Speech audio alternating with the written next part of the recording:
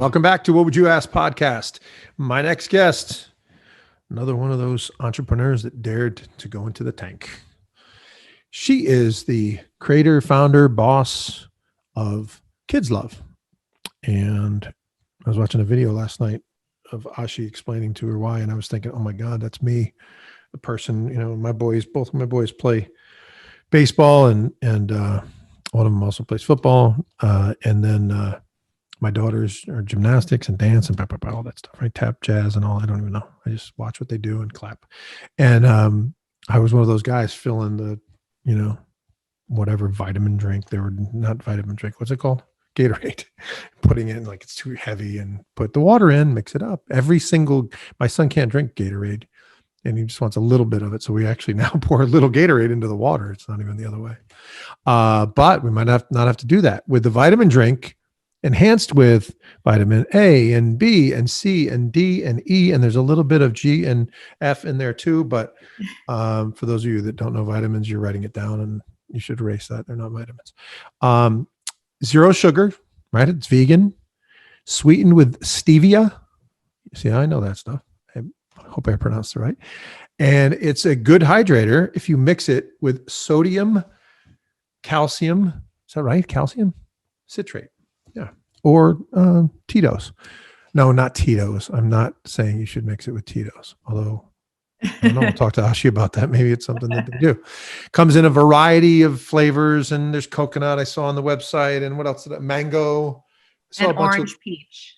Orange? I didn't see that on the way. Is that new? It's a new flavor. It's called Peach Me, I'm Orange. Peach Me, I'm Orange. That's very cool. I like that a lot. The voice you're hearing, we're going to get to in a second. She appeared on ABC hit show Shark Tank season 11, episode 15. Ashi Jelinek, welcome to What Would You Ask podcast. Glad you're here. Thanks for having me.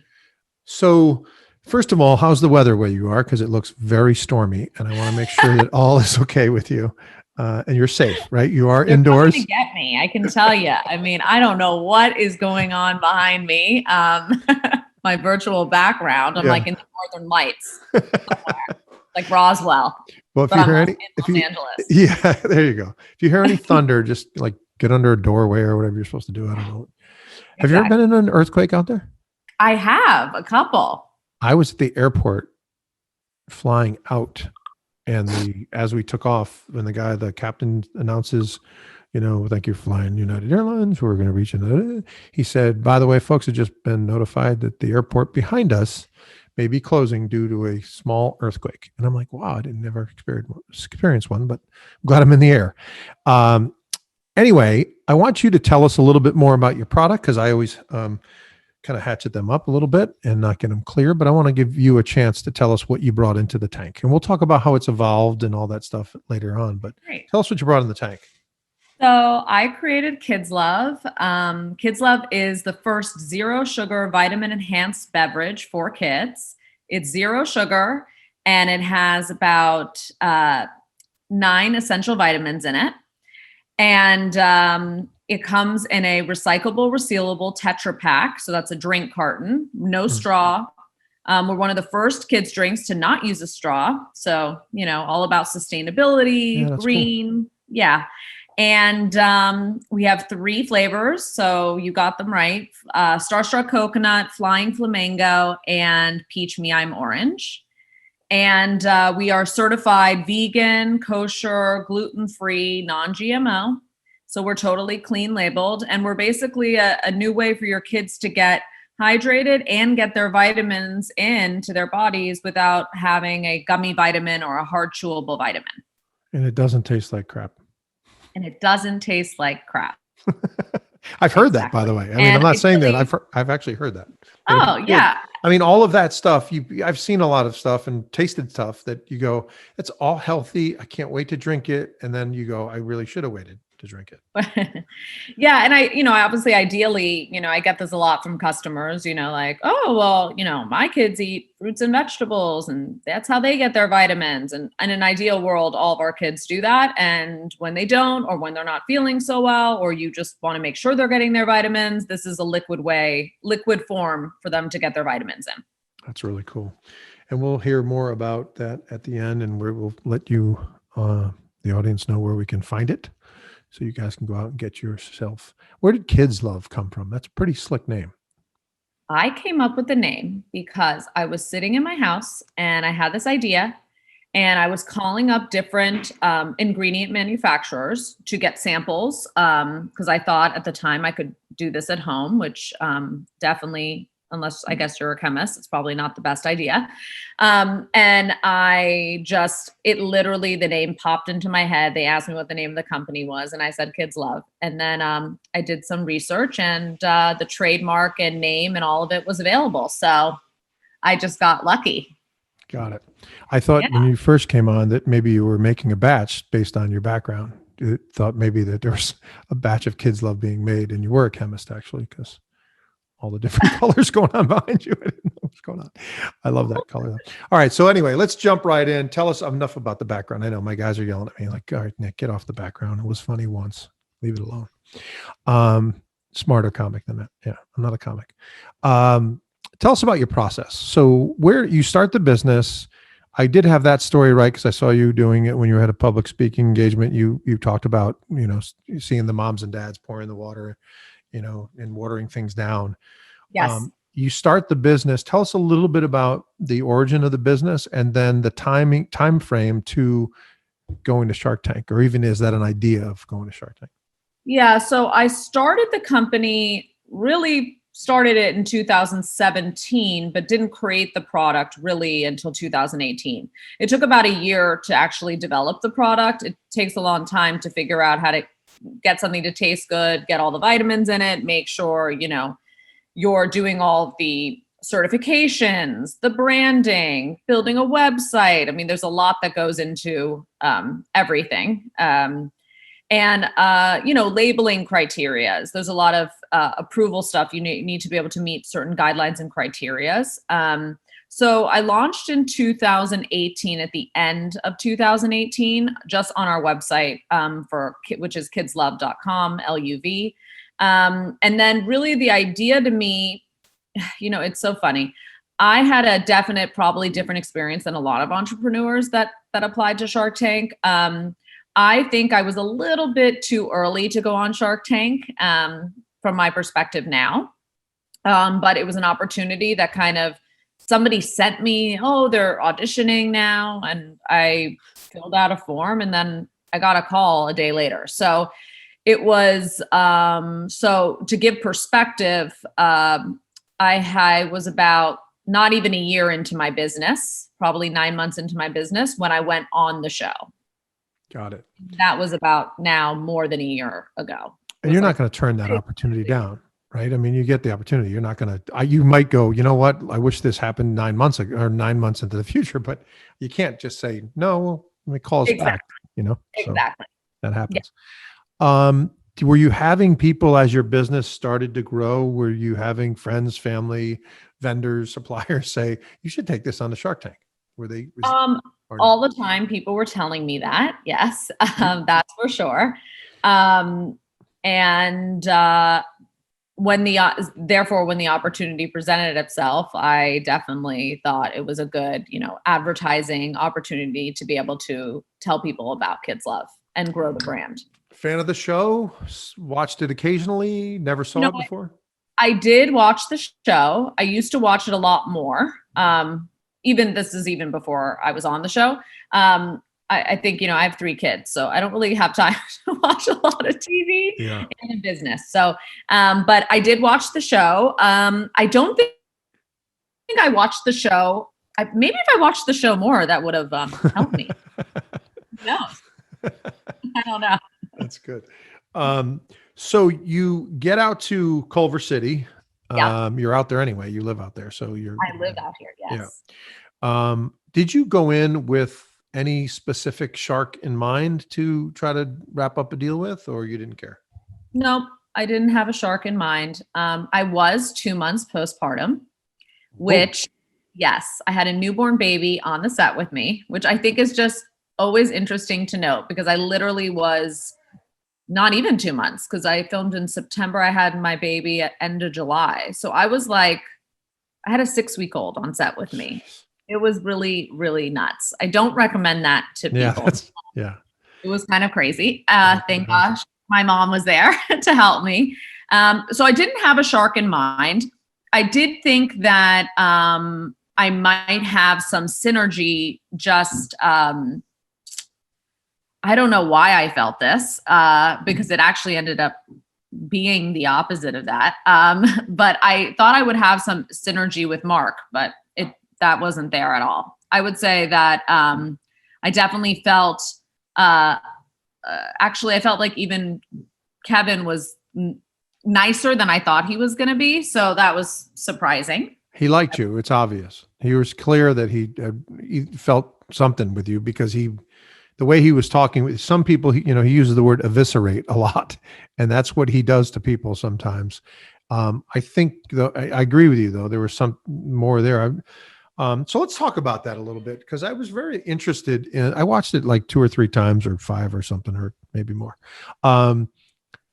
I was really, I usually get a pretty good sense. I don't think there's anybody that's watched as much Shark Tank. Obviously, I'm doing the series and have 100 entrepreneurs. I watch it all the time, day and night, and it's a little bit creepy.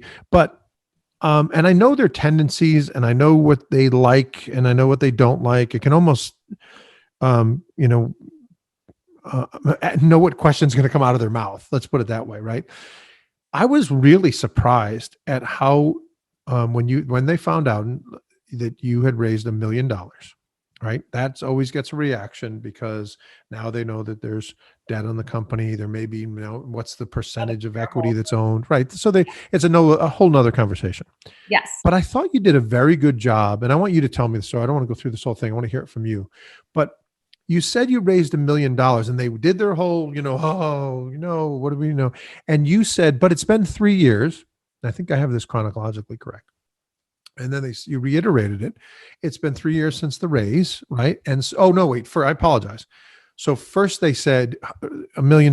They freaked out. How much is left in the bank? They asked before, and you said, I think $50,000 or something like that. You said is left in the bank. So, tell us a little bit about that, because I was really, they wouldn't come off of that. And you had some other good things to say. Yeah. So I think there's a couple things. One, I think I got really nervous because I actually got some of my facts wrong on the show about the company. I think I got so, at first when I walked on, I felt so much like actually warmth and excitement in the room. A little behind the scenes thing that nobody knows is I had been told by producers, like, once it's like go time, you go on set and, they're filming you and it's live and or not live, but they're filming you and that's it. Yeah. I actually had to restart my filming twice, which the producer told me that's never happened. So one time my necklace was shining and it hit the camera the wrong way. So it was very interesting. And I won't give too much behind the scenes, but there were some reactions that were exactly the same by some of the sharks. So I found that interesting because it just made me think like, is this real? Do you mean reactions like laughing or upset? Like about the same line repeated over again. Oh, that's interesting. Which is interesting. Yeah.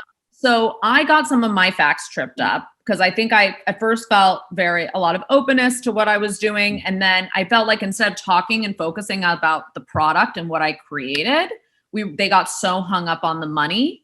And then I think there are places I've spent money and I had memorized actually going in there and I got completely tripped up during the process. Yeah, because I was adding, so let me just jump in here, because I was adding the money for you and I'm thinking, there's 600,000 still unaccounted for. It was like, and you were on it. You could tell you're there.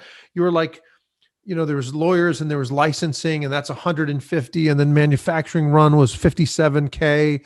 And then, but they're throwing other things at you, at the same time. We know what it's like in there. Trust me. But we don't see anything. We don't see the crosstalk. We don't see the 2 questions asked at the same time. We don't see all the chaos. Yeah. We see this edited version of, Mark asks a question, you answer it, Kevin asks a question. We don't see kind of the chaos. Take us through a little bit about what you were trying to say, even though you've, forgot a couple of the things. Tell them what you were trying to get out.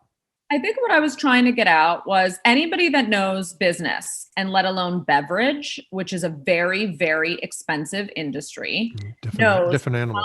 it's a different animal Yeah. and how much it costs. Like there are Pepsi and Coca-Cola for a reason, and they dominate the market for a reason because they're multi-billion-dollar companies. So the fact that they were hung up on the fact that I spent $1 million in developing a product that's very unique and getting it into market and paying for production runs and paying for storage facility and distribution and all these different factors, as business people, I found that kind of surprising. I think it's more spectacle than anything else, because any person that knows business knows, especially in food and beverage, there's a reason that even companies that are beverage companies that are making, hundreds of millions of dollars are still raising money. And if you look at their balance sheet, they're still in the negatives because all of their money is going towards marketing. And that's just, unfortunately, that's the nature of the beast in many ways. I did find it interesting. Like, I remember this so well because I was like, that's just, I don't know, an interesting comment when Mark was talking about me going door to door selling the product. It felt like the dark ages. Like, I'm like, I don't know anyone who goes, well, now, especially with COVID, but I don't know anyone who's going door to door selling. If you don't have a distributor, you don't have a business. Right. That's ridiculous. It's crazy. So there are certain things that I think for me, the amount of, for example, money I spent developing the product on production runs alone, I was off on those amounts. And so I think there's certain things that I think I just got tripped up because of all the questions coming at me. And especially then it started like getting into attacking my character, which I was like, wow, these people like don't even know me. This is so insane. Yeah. Like, why? Because like I'm a woman and I'm confident. Like I don't understand. And Barbara in particular, it was very off-putting to be. Yeah. And there was a point in my head where I was like, this is just so reality TV that I'm just going to actually just agree, come across, be humble, and just shut up. Yeah. Instead of trying to talk about my business. So it seemed like a point you were trying to change the subject. And I remember you mentioning about an opportunity with test with a retailer. Walmart, I believe I was referring to at the time. Who were you referring to? At the time, I think I was referring to conversations I was in the middle of having with Walmart, which we then launched with. I got it. Okay. And I've read on that you've also had a deal with CVS as well. Was that not the case? Yep, that's correct. That's cool. I want to hear about those a little bit later. You said this somewhere in the notes that I have. You guys have to tell me so I can say where I saw it. You know what I mean? It's like, geez. That of your experience on Shark Tank, you said it taught you to never give up, or reminded you to never give up. Tell us about what you meant by that. I think that like I could understand now that people leave Shark Tank and can get very disillusioned by the experience. It's kind of larger than life experience. I've never been on a TV show, so I think that there is a certain type of personality that's meant for those kind of things and other people that are not, and it can really mess with your head. I know I left the experience extremely physically exhausted and mentally exhausted. But it really didn't deter me from my goals. And it really made me realize that like, when you get, first of all press or all whatever, there's no such thing as bad press.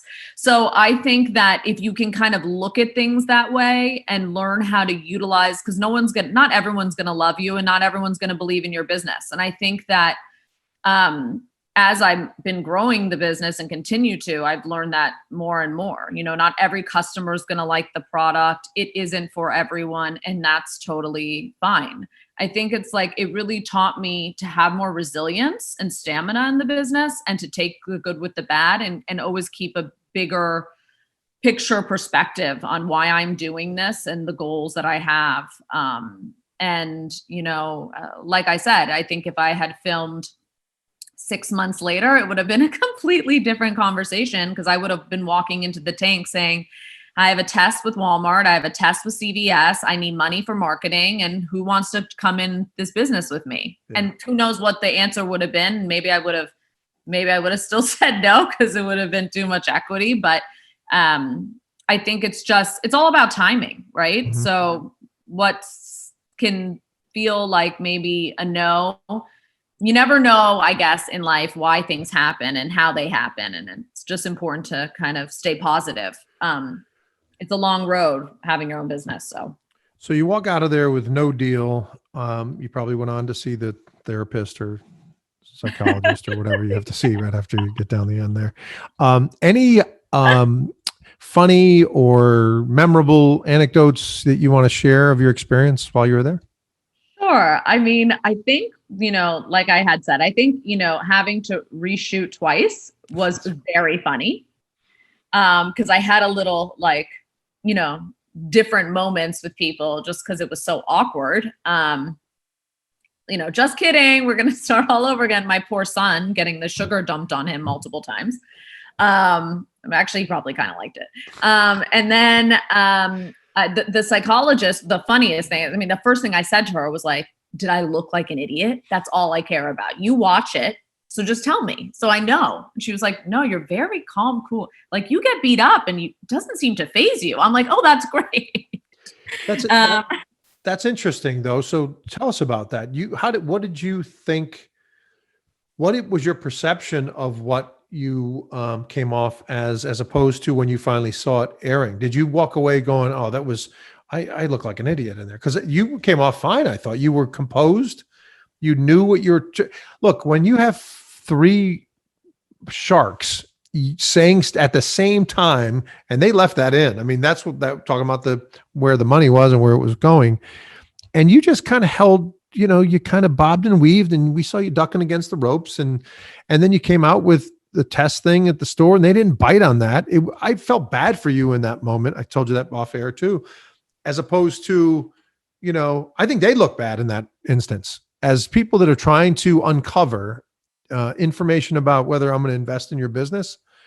Like you said, if $1 million in beverage is nothing, $100 million is not even anything in a beverage build. Right. So Anyway, back to your perception of how you felt when you walked out of there, as opposed to when you saw it, different ideas of. Yeah, I was surprised. I really like that they kept my my ending, like when they do because they film you, right? Like after you leave, like what are your thoughts on how it went or whatever. And you see all the time with the show, like sometimes they actually don't include what the person says at the end. They just but they did include mine, and I like that. I was kind of like, well, it wasn't, this obviously wasn't right for me, and I felt like I wish they would have focused more on the product. And so I was happy that they kept that in. I definitely felt good about it. I mean, you definitely, when the show airs, you get the people who are supportive on social media, and then you get the haters. And it's like, I've never experienced that on social media. So it was very like, what is going on with these people? Give us a sense of that. Are people, who did I have on, guys that was telling us they were picking on the dress that she wore? Oh, it was Lindsay from Easy Peasy Happy Mats for the kids where they stick to the table and there's a mat and stuff. She said she's so happy when she had all these people together, and then her phone was blowing up like as the East Coast, she's in LA too, as the East Coast airing. And it's like, your dress was too short and it was ugly. It looked like a shirt. Like she was getting killed, she said. And she was like, I don't even know. What does that have to do with anything? And she was really, she went into a few expletive without saying it of what they were calling her. She was mortified, like literally. Yeah. So like, I think one of the things, I got people asking me for money. Like, can you donate money to me? I'm like, okay, so it's my business. It's not me. So that's interesting, or people just, criticizing the way I look, and commenting about the way I look. I'm like, it's just very strange, like has nothing to do with anything. You're saying not complimentary? Like they weren't both? No. No, just like really mean. I would say that then there were some people that were like, good for you, you're a woman, you're a mother, So a lot of that support and sweet. I've also had a lot of people call me and want to have conversations about the business. Very sweet people. I've had some of those phone calls, and I appreciate the support. So that's been very interesting. And I've How about definitely, investors? so I've had a couple of those.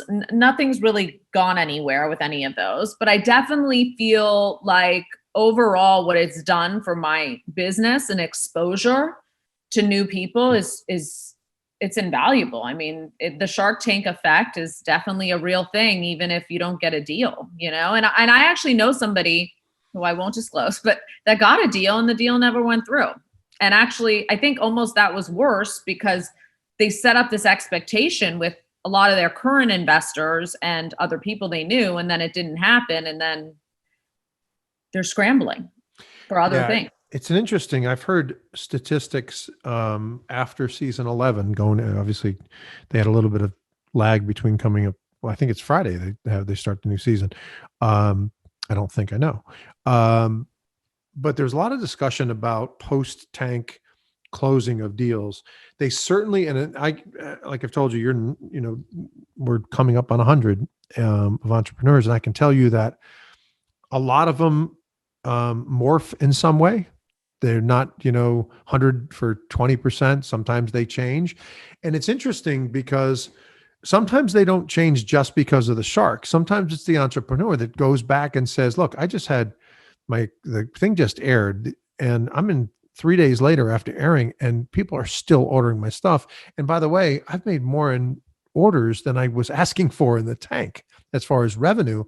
I don't want to do, 250 for 30% anymore. It doesn't work for our business anymore. Right. So it's not just them coming and saying, I know I wanted 20%. I need 50%. That does happen. And I've heard war stories of that.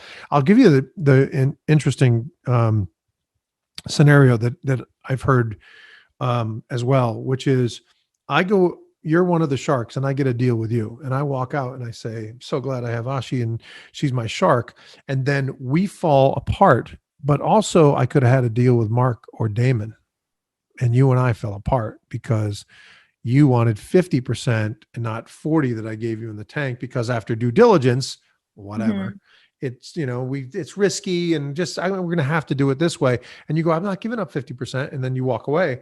What about the two guys that you still had in the tank? That's the thing that's starting to bubble, I think, underneath some of this, some of the frustration from people that deals fall apart is they've had other sharks bidding. That's all I've heard. Yeah. I think that's where but I think for a lot of people, like I said, I think there's I'm sure there's like synergy between, certain sharks and you and other sharks. And so I think, unfortunately for me, I think that there were definitely, it's interesting because obviously you have an opinion in your head, you've seen the show and then you go on it and then you just click or have a vibe with somebody that's different than you thought on the show. So I think that for me, if I had been offered a deal, I probably would have gone off my intuition with that kind of stuff more than anything else. Did you get a sense in there? So you did not get a sense because you said you thought you were going to click with Mark a little bit. So you did not get a sense or any vibe with any of the sharks while you were in there? No, the only ones that I felt like were kind of positive and giving me a chance to talk, which wasn't on air actually, is Lori. Definitely was kind of defending me and trying to get me to speak and actually made a couple comments how much she liked the drink and finished it in the one setting when I was there. And Kevin. Right. You mentioned that. What would anything you'd do differently in hindsight? I mean, you can't say, well, you can say you'd love it to be, 6 months later, as you mentioned, that's certainly the case, but anything you'd look back and go, I know you mentioned some clarity things, right? You wanted to maybe mention a few other things that you didn't get to mention. But anything else you look back and go, I wish I did this or said this. No, I think the only thing for me now is I definitely feel it changed also even the way I approach other investors now. I would say that, you just have been in this long enough and kind of what marks you need to hit, where you need to hit it to be able to talk to either funds or venture capital or, I'm not delusional about any of those things. Not like I ever was, but I think I have a real understanding about the business. I've also during the time right before I went on the show, and then right after, and then things kind of changed for the business in the positive way. But I definitely was doing a lot of the operations on the job myself, and a lot of hand holding, which I still do, but on a different level. And so I've learned a lot about my business, and I've grown a lot from what I've learned. So I think there was a little bit of like, from Robert, I remember he was a little bit like, wait, so you don't have like a background in branding, or you didn't go to this, or you didn't work at this company? And it was like, no. And I guess that surprises me, because it's like, isn't the whole spirit of being an entrepreneur that you take an idea and you create something that nobody's done before, and you don't necessarily need to go to school to be that person? And I feel like that's an inspiration for so many people out there who have an idea and ask, like, how do you get an idea started, right? And I think that to me was like kind of depressing, because I feel like it kills the entrepreneurial spirit in that sense, right? Like, isn't this like, we should all be like lifting each other up and like rooting for each other, like you don't need an MBA to have a successful business.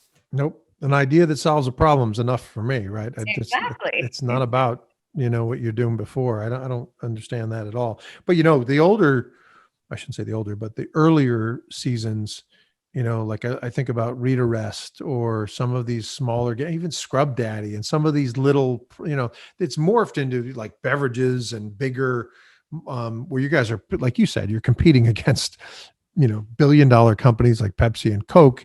That wasn't happening early in season 1 and 2 and 3. It was more smaller retail tchotchke. And I don't mean that in any disrespect at all, because, Scrub Daddies, I think, sold $30 million of Scrub Daddies, but it's really morphed. And by the way, back then it was, we want 60% of your company. And they even, if you ever saw season 1, they pitch it differently. They were like, this is Ashi's last chance to get a deal. She needs this loan from there was a different, Interesting. It was a very different show back then. And now it's definitely two-way. I mean, how many people do we know that's walked out on the Sharks? I was watching the Copa Divina one with the guy with the wine, and he's like, second time.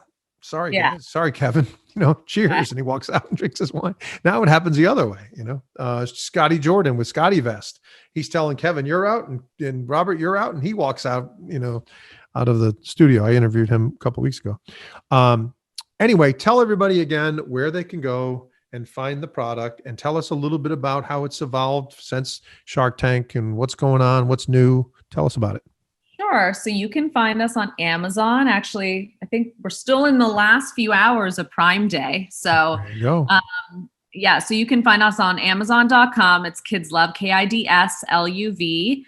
You can find us on our website as well, which is kidslove.com. We're on Thrive Market online, at your Walmart store and Walmart online, and CVS. Yeah.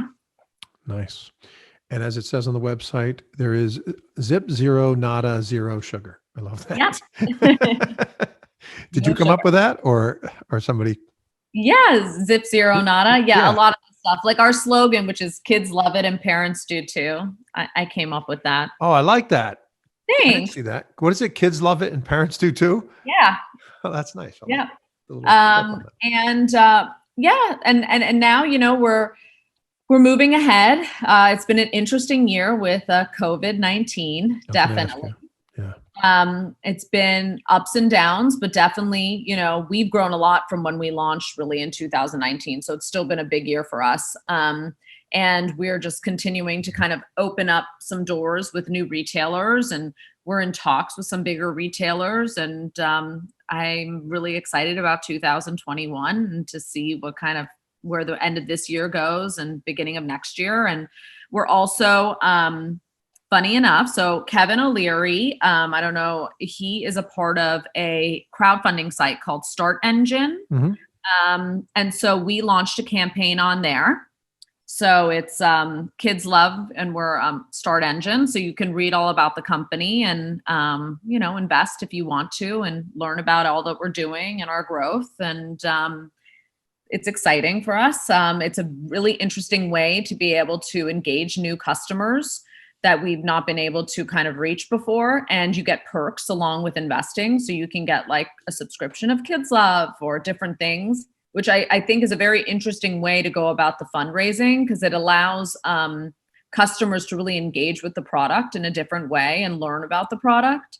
And especially now during these times, it's a very creative way to fundraise. That's interesting. I have to check that out.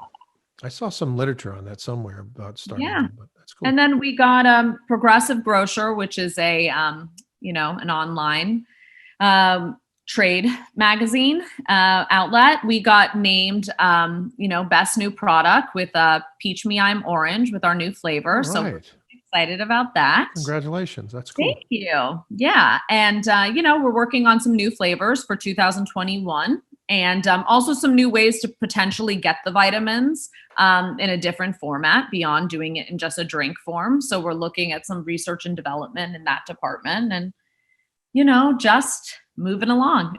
That's awesome. That's awesome. Well, listen, congratulations on all your success. We wish you the best in the future. I appreciate you taking us through the journey today. And I appreciate your time. Thanks, Thanks Ashi. so much. Thank you for having me. You're welcome. We'll be back with more What Would You Ask podcast in a second.